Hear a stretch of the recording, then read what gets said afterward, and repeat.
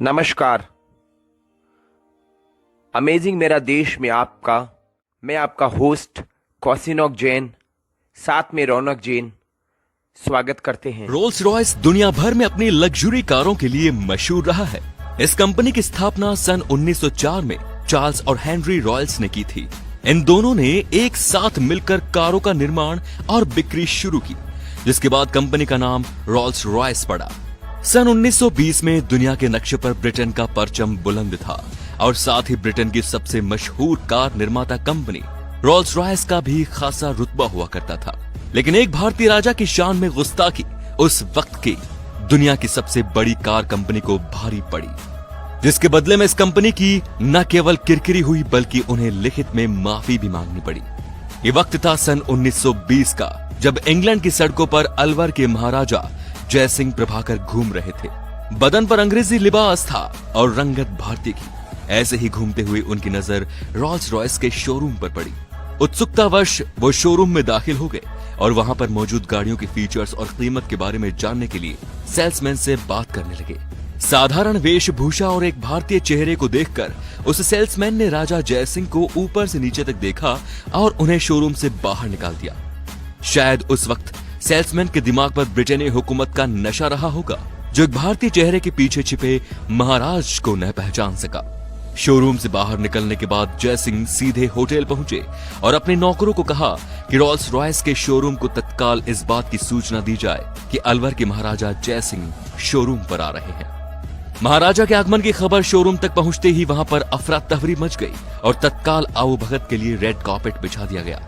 दिए गए समय के अनुसार जयसिंह अपने शाही लिबास और जेवरातों को पहने हुए शोरूम पर पहुंचे। बेशक उनकी मुलाकात उस सेल्समैन से भी हुई थी, लेकिन उन्होंने बस शोरूम में मौजूद कारों के बारे में पूछताछ की। उस वक्त शोरूम में केवल 6 कारें मौजूद थी। जयसिंह ने सभी 6 कारें तत्काल खरीद ली और उनकी कीमत नकद और जेवरात में चुकाई। जयसिंह ने कारों की कीमत के साथ साथ उनकी डिलीवरी चार्जेस का भी बखूबी भुगतान किया। कारों को खरीदने के बाद महाराजा जयसिंह वापस अपने वतन लौट चुके थे। रोल्स रॉयस की सभी 6 कारें भी कुछ दिनों बाद भारत पहुंची और उन्हें महाराज के महल में लाया गया। उस दौर में रोल्स रॉयस की कारें शाही शान की पहचान हुआ करती थी, लेकिन जयसिंह के जहन में अभी भी अपनी बेइज्जती का घाव ताजा था। उन्होंने उन सभी कारों को शहर का कचरा साफ करने के लिए म्युनिसिपैलिटीज के हवाले कर दिया और हर रोज ये कारें शहर का कचरा उठाने लगी। जब रोल्स रॉयस की कारों के आगे और पीछे झाड़ू बांधकर शहर की सड़कों पर उतारा गया तो यह खबर किसी जंगल में लगी आग की तरह फैल गई। बेशक इसमें वक्त लगा होगा, लेकिन इसकी तपिश ब्रिटेन तक भी पहुंची। रोल्स रॉयस की कारें, जिनकी छवि उस वक्त की सबसे शाही कारों में से थी, उससे भारत में एक राजा शहर की सड़कें साफ करवा रहा था। इस खबर से रोल्स रॉयस की छवि भी धूमिल हो गई और बाजार में भी उसे तगड़ा झटका लगा। साख के साथ शेयर भी गिर चुके थे, जिसके बाद कंपनी ने राजा जयसिंह को एक पत्र लिखकर उनके सेल्समैन द्वारा किए गए बर्ताव के लिए माफी मांगी और उन्हें 6 और रोल्स रॉयस कारें मुफ्त में देने की बात कही।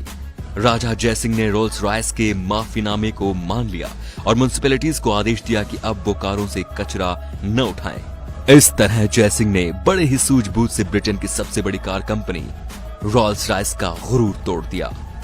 तो दोस्तों, भारतीय राजाओं के शौक और रुतबे के आगे कोई कुछ नहीं।